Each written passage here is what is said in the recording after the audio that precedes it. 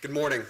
My name is Sergeant Jeremy Piers, Public Information Officer for the Indiana State Police Lafayette Post.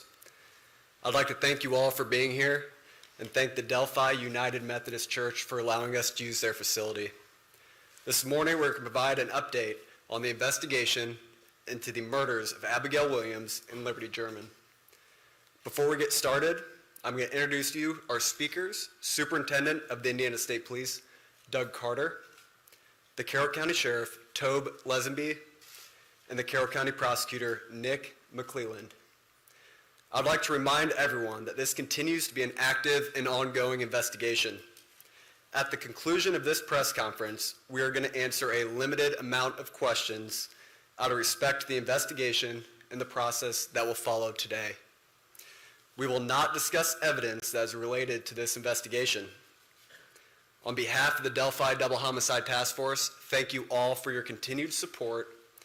I would now like to introduce to you our first speaker, Superintendent of the Indiana State Police, Doug Carter.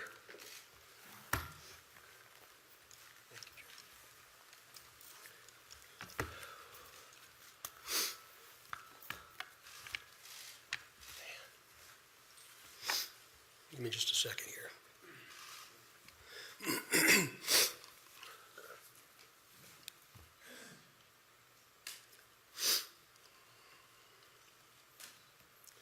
Seldom do I have prepared remarks, but today is different because I do not want there to be any confusion or ambiguity with what I will say. Today is not a day to celebrate, but the arrest of Richard M. Allen of Delphi on 2 counts of murder is sure a major step in leading to the conclusion of this long-term and complex investigation.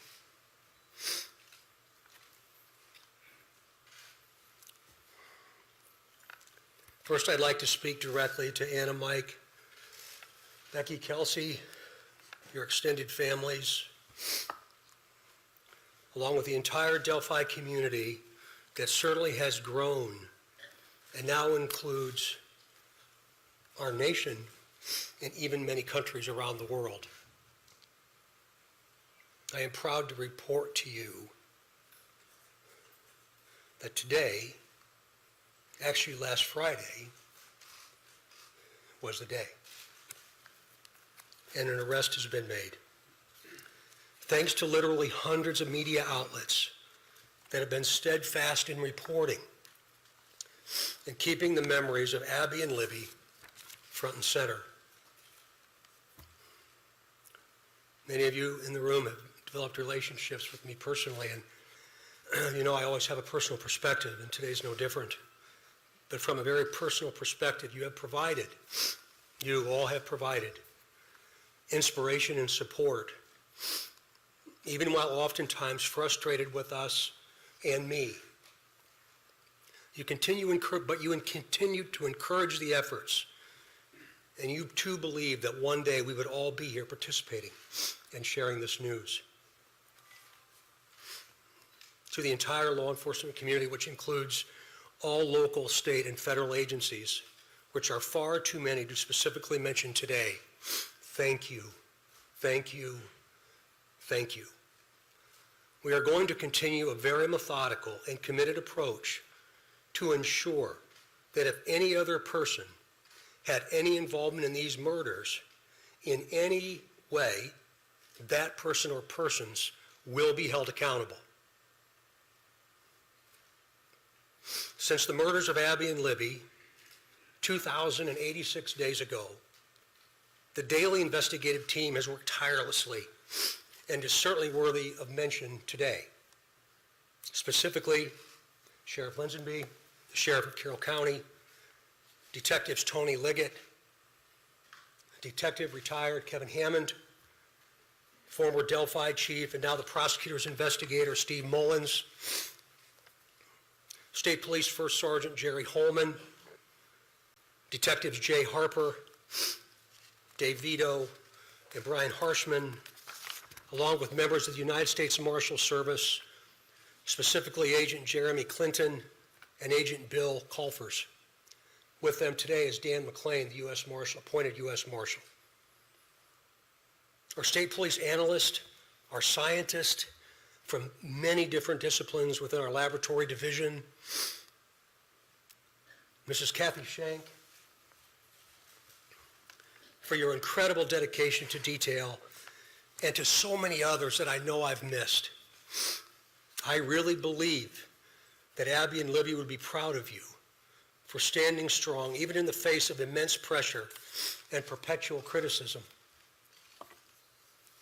Some of these individuals have postponed retirement, passed on promotional opportunity, have dedicated personal time away from their families, given up nights, weekends, and holidays, all while in the pursuit of accountability for Abby and Libby. I know that today's announcement will not diminish your resolve, and I hope you have found just a bit of peace in this most complicated world. This is really important. While I know you are all expecting final details today concerning this arrest, today is not that day. Today is not that day. This investigation is far from complete, and we will not jeopardize its integrity by releasing or discussing documents or information before the appropriate time. Prosecutor Nick McClellan, of course, will share additional information about what we can and cannot say, and also explain to you why the probable cause affidavit is temporarily sealed by the court and not available. And by the way, he has been a tremendous asset to this team. I'm yet again asking you for your patience and please your understanding while our system of due process works. Also remember that all persons arrested are presumed innocent. All persons arrested are presumed innocent. You all will have an innate desire to subjectively interpret and then report what you think. We in the law enforcement realm cannot, and you should never allow us to, talk about what we think concerning facts, but rather discuss and share at the right time what it is we know. The time will come when additional details can be released. But again, today is not that day. It's about Abby and Libby, their families, and this community, this nation, and even our planet. The prosecutor has been very clear with law enforcement about what his expectations are, about what can and cannot be released, shared, or discussed. So we will, of course, comply. If you choose to be critical of our silence, be critical of me, not the front line. These are the folks that have committed their entire lives to a successful conclusion. In other words, a guilty verdict. As we move to the next phase of this investigation, I will continue to offer all resources that the ISP has to not only the investigative team that I anticipate growing, but also to Prosecutor McClellan as we prepare for the coming months. Again, Nick has been very resolute and very clear, and I'm most grateful for his leadership. And it's going to be really important as we move forward. Please continue offering tips that you would like to share. The many avenues to report will remain open and will be available to all. Please continue doing that. In closing, I stand before you in this church and very place where we held our first briefing nearly 6 years ago, and just hours after the murders of Abby and Libby. Right here.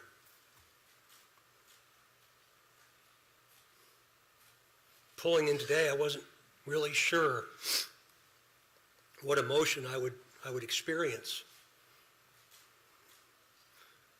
but peace came over me. And I didn't expect that to happen. And I hope all of you, with all the different responsibilities you have from around the planet today, have felt some of that as well. But remember, we're not done. I think what we all have experienced proves that together there's nothing we cannot do. But more importantly, giving of ourselves, all of us,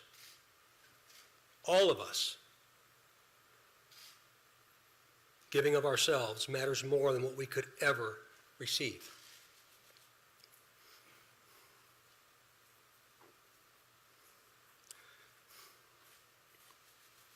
Abby and Libby, though in death, have had a profound effect on so many of us, on how we live, and as importantly, who we all should be. I would now like to introduce to you my friend and the Carroll County Sheriff, Tom Libby, for his remarks. Sheriff.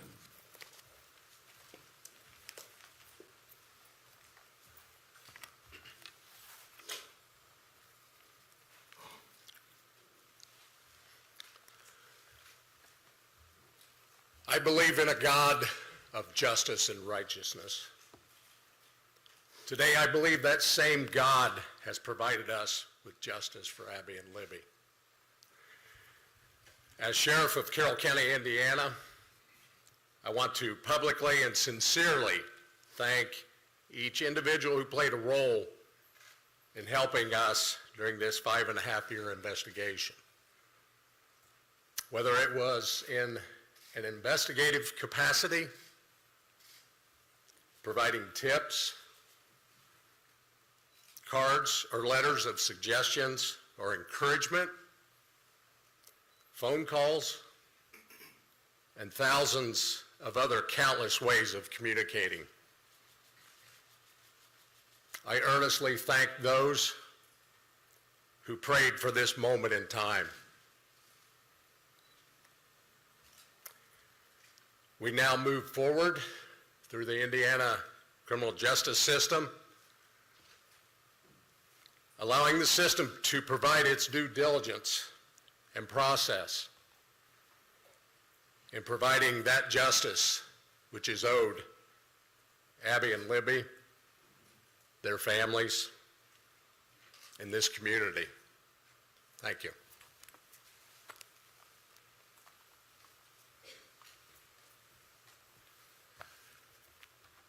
Welcome, everybody.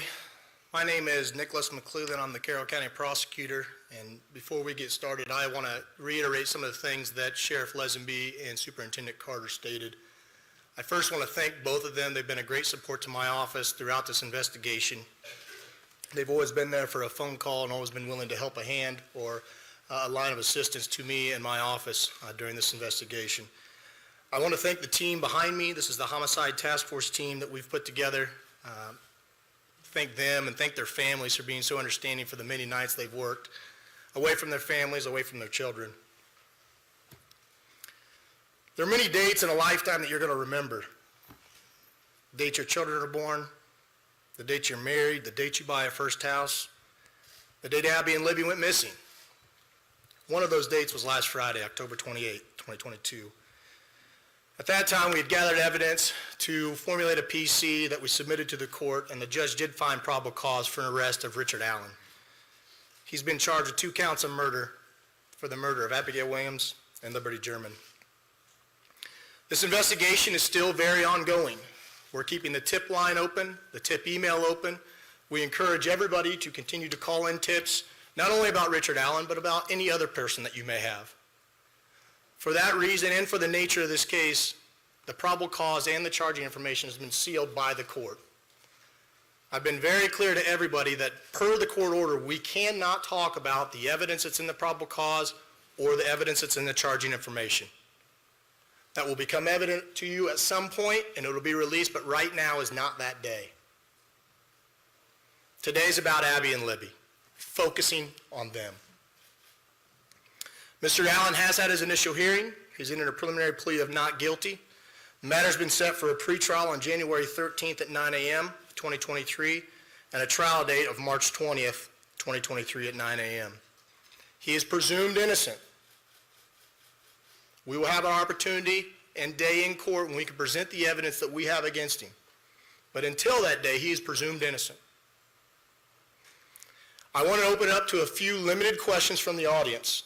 But again, keep in mind, we are not going to talk about the evidence that we have in this case or about the charging information. We cannot. Those things have been sealed by the court. And so I want to open up a few questions. Prosecutor, when did Richard Allen become a suspect, and do you think he acted alone?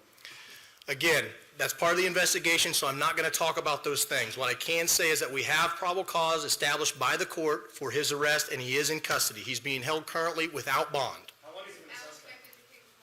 I'm sorry? Is Mr. Allen connected? Again, that gets into the evidence we have of the investigation, and I know from everybody it's frustrating. I know everybody, not only reporters, but the family, everybody wants to know more information. I understand it's frustrating, but my goal is to maintain the integrity of this case. Is there a degree? Superintendent Carter, you had said that you believe that you had spoken to the suspect or the suspect's family 2 years ago. Is this man one of those people? Again, I appreciate the question, but we're getting into the timeline of events, and today's not the time to do that. Can you talk about how rare it In is? terms of the family, I know you've had a lot of conversations with them, and you were almost in tears pretty much when you started off this press conference. Can't imagine how emotional it is for everybody that's worked on this case. What was your conversation first like with the family, Abby and Libby, when you were able to tell them you finally got the suspect?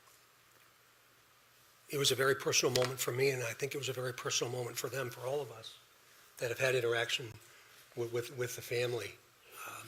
We developed a relationship that I think is going to last at least one lifetime, and maybe a second. So it was a very, very, very sad yet a very humbling experience. Superintendent, you asked for tips, detective work, there was a reward for $325,000. Did this all come together to make this nexus? Is that the combination of all three things that led us to this day, or is it one or the other? Well, eventually you'll be able to see what led us to this day, but again, today's not that day. To include the reward, you mentioned that, Raphael, about the reward itself, and again, very premature for us to talk about that. There's still a tremendous amount of work to do. What would you say that Abby and Libby have taught you in depth that we can remain to continue on with and on?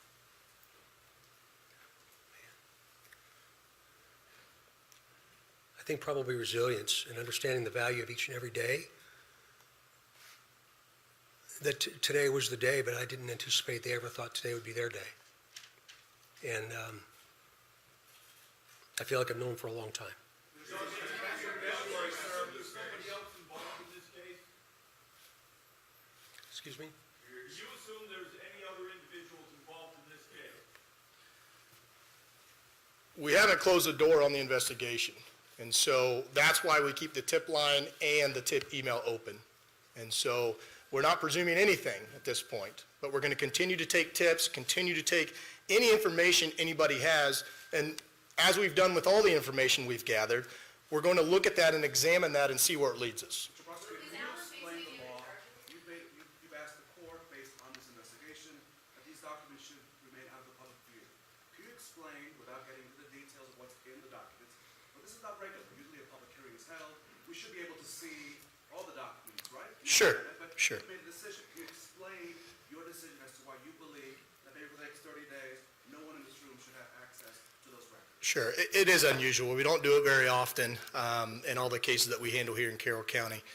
We did it in this case because the investigation is still open. And while all cases are important, the nature of this case has some extra scrutiny with it. And so my office, felt it was important to seal those records. There will be a public hearing on whether or not those records are going to remain sealed or not.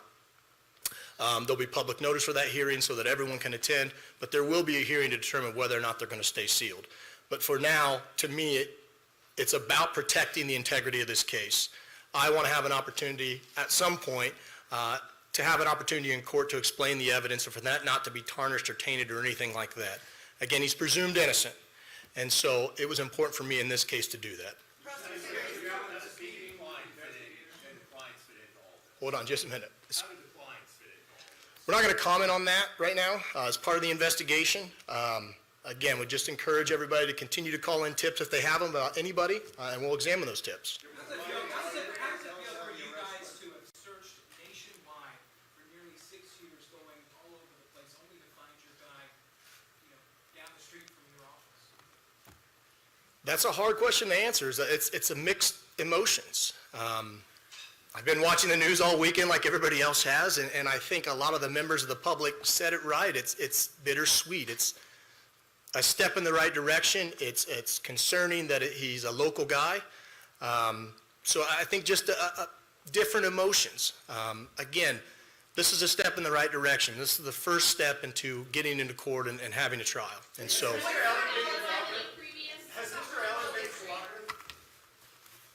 All right. That concludes our press conference today.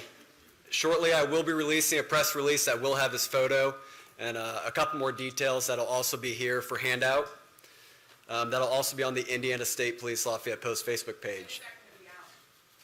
Right after this press conference, I'm going to send it out. There's also hard documents in the back. Thank you all for taking the time to be here today, and be safe as you travel home.